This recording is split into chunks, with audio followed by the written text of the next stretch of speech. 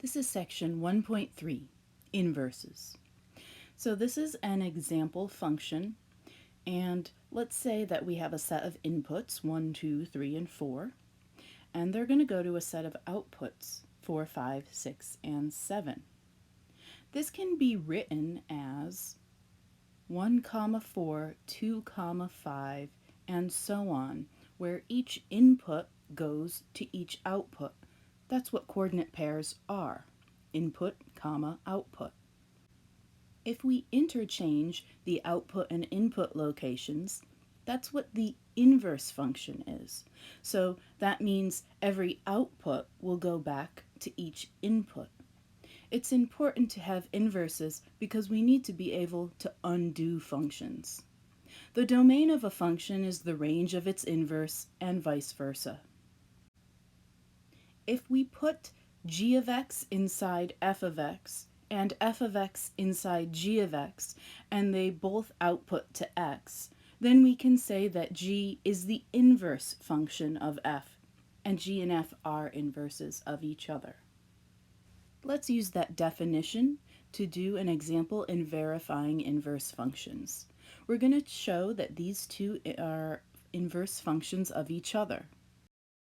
We're going to do that via composition of functions by stuffing each of the functions inside each other and making sure they undo each other back to x. When we put the g function inside of f, the cube root and the cube will immediately cancel each other out. At that point, we'll have a 2 in the numerator and the denominator that'll cancel each other out. And finally, plus 1 and minus 1 will go away, leaving x. When we put the f function inside of g, first we work underneath the cube root sign. The plus 1 and the minus 1 go away, and then the 2 in the numerator and denominator cancel, and then finally the cube root and cube will cancel away to x. Let's show these graphically. Inverses are mirror images over the line y equals x, which I've shown here as a dotted line. If we can see f of x and g of x graphically, we can verify that they're inverses by showing this mirror. The existence of an inverse function can be verified via the horizontal line test. Remember that the vertical line test will verify that something is a function. If a function furthermore passes the horizontal line test, then it is what we say one-to-one, and it is a function that has an inverse. I'm going to show two different methods to show if a function has an inverse. The first way is by showing that two arbitrary outcomes, x sub 1 and x sub 2, will equal each other. We do that by putting these two arbitrary values into the equation, setting them equal to each other, and then canceling away to make sure that x sub 1 does equal x sub 2. In this next example, I'm going to use some prior knowledge to help graph this really easily. The highest degree here is x cubed, the third degree. So I know what the end behavior is supposed to look like via our last video all about functions and their end behavior. I also know the graph will have the highest degree minus 1 amount of curves in it, so there'll be 2 curves in it. And look how easily I have graphed this and verified that it fails the horizontal line test. In this next example, I'm going to remind you how to find an inverse algebraically. We rewrite f of x as y, we interchange x and y, we solve for y, and that new y is the inverse. So here I am showing you the steps. I interchanged x and y, and now I'm going through the process of solving for y, and once I've solved for it, that is the inverse, so I'll just rewrite it as f to the negative 1 of x. When I show you a trig function, for example, when I show you sine, it clearly fails the horizontal line test. However, we do always talk about inverse trig functions. We do this by restricting the domain of the functions down to just part of the function. So along that interval, it will pass the horizontal line test. In the picture, that's highlighted in yellow. Let's show the restrictions that we placed on all 6 trig functions in order to give them inverses. The first one is going to be a picture of arcsine of x, or inverse sine. And this has a domain from -1 to 1 and a range from -π/2 to π/2, which is opposite of what sine's domain and range is. Here is arc cos. This has a domain from -1 to 1, which should make sense since cosine's range is from -1 to 1, and it goes from 0 to pi. Next is arctangent.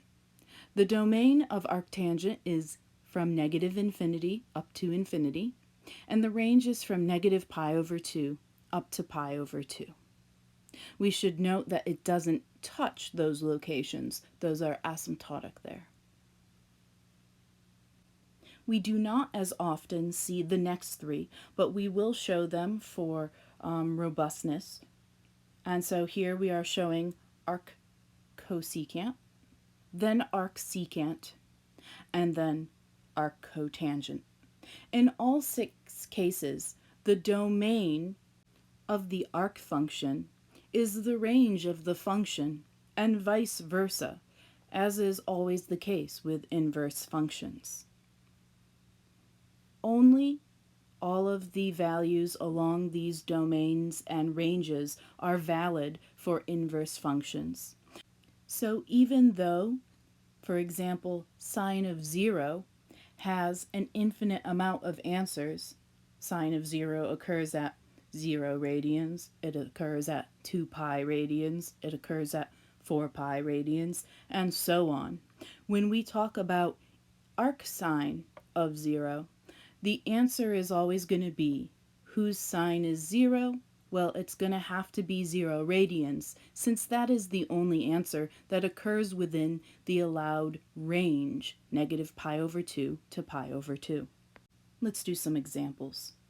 Arcsine of -1/2 is saying whose sine is -1/2.